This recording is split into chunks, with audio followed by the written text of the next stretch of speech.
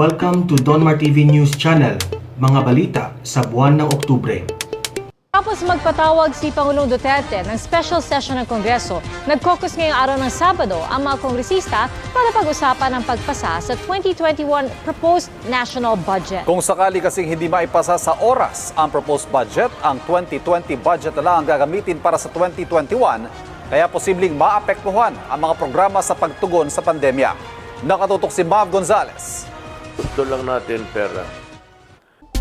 Certified as urgent ni Pangulong Duterte ang 2021 proposed national budget. Kaya kanina nag-caucus ang ilang kongresista para pag-usapan ang agarang pagpapasa nito matapos mabalam dahil sa agawan sa speakership. I can assure you mga kababayan that we will be focusing on the budget.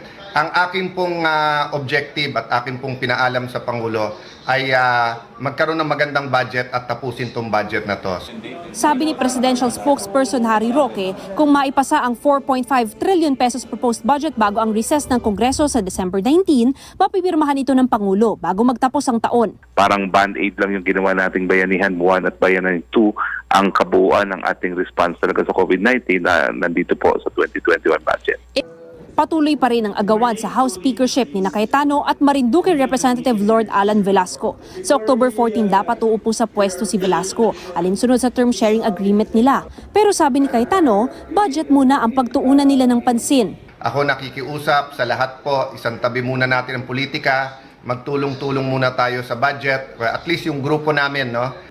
Ilang beses nang sinabi ng Pangulo na hindi siya makikialam sa Kamara basta huwag itong makakaapekto sa pagpasa ng national budget. Ang sabi naman niya, talaga namang sana, quoting again the President, sana matuloy yung kasunduan, pero kung wala talagang numero si Congressman Lord Alan, wala akong magagawa. Nang tanungin si Roque kung nagtitiwala pa rin ang Pangulo kay Cayetano, Basta ang kailangan lang po ni Presidente, maisabatas ang 2021 budget. kinukunan pa namin ng pahayag ang kampo ni Velasco. Pero sabi ng kaalyado niyang si Oriental Mindoro Representative Doyle Liachon, nakakahiya raw sa taong bayan na nagulo ang budget at maraming tao kabilang na ang Pangulo dahil lang sa kagustuhang manatili sa pwesto ni Cayetano. Dagdag di Cebu City Representative Rodrigo Abellanosa, nabigo si Cayetano sa tungkulin niyang protektahan ang konstitusyon nang i-railroad umano niya ang budget kahit hindi pa raw ito nabubusisi ng lahat ng mambabatas. Nawala na raw ng moral authority si Cayetano at dapat mag-resign na bilang House Speaker.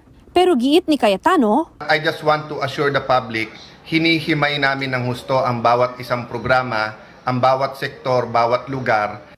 sabi naman ni Senador Ping Lacson, nasa Pangulo na kung gusto niyang siya na mismo ang magresolba sa speakership issue kung 2021 budget naman ang nakataya.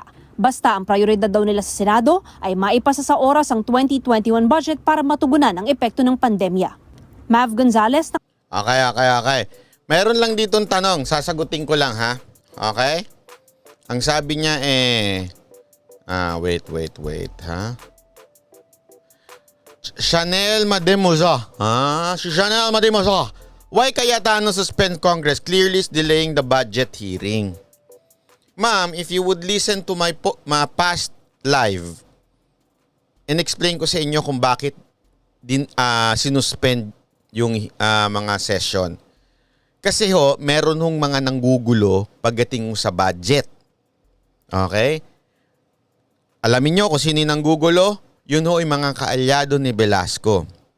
1. Pangalawa, Makabayan Black. So, ginugulo nila yan para mapahiya si Speaker Cayetano at mailagay si Velasco. Yan yung lumabas na balita. Hindi ho sa akin ang galing yan. Lumabas ho yan sa balita. I-research nyo na lang ho pag meron kayong time. Research din pag may time. Okay? Ano ho ba ang ginawa ni Speaker Cayetano? Ang ginawa niya, sinuspend yung session pero nag-create siya ng small committees that would continue yung pagdinig sa budget. Sa madaling salita, tuloy-tuloy yung budget na dinidinig. Ang hindi lang yung session sa lahat, plenary sa lahat, para hindi maantala. Kaya niya sinuspend yung session sa lahat. Pero tuloy-tuloy yung small committees which compose yung mga gusto nating congressman.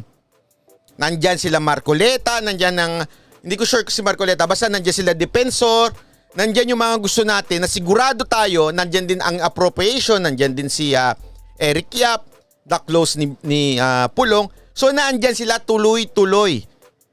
Nainis ngayon yung kampo ni Velasco. Siyempre, hindi na kami pwedeng makisali dyan. Oh. So yun ho yung nangyari. Tuloy-tuloy ho. Ilagay ho natin sa tamang konteksto kasi baka lang naman medyo naniniwala tayo dun sa ibang mga post nung iba. Okay? Ngayon, pinakita ko itong video na ito dahil Saturday ho, nagtatrabaho ho ang House ngayong oras na ito. Ganyan ho sila.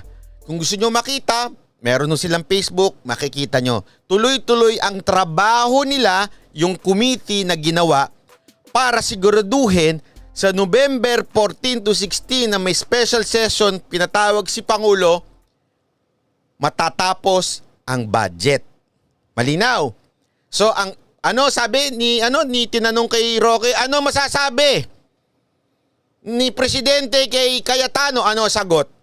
Sinabi bang, hindi, nadenggoy. May ganun bang sinabi? Hindi. Ano sabi? Tapusin ang budget. So October 14 to 16, they should focus on the budget, not on the speakership. Aabangan natin kung sino ang manggugulo dyan. October 14 to 16. Dapat budget ang pinag-uusapan. Walang speakership, budget. Malinaw. Okay, malinaw. Bakit tinatanong na reporter ko yun na nga. Alam mo naman ang mga reporter, kailangan nila eh. Sa akin, yun lang ang masasabi ko. I will judge after October 14 to 16. Okay? Eto, makikita ng sambayanan. Sino ang manggugulo during October 14 to 16? Sino? Ang sinabi ng Pangulo, I will have a special session. Ito niya, kinuman niya. Mag-session, special session for the budget. Hindi special session for the speakership. For the budget. Kung sinong ihirit ng speakership on October 14 to 16, siya ang tolongges.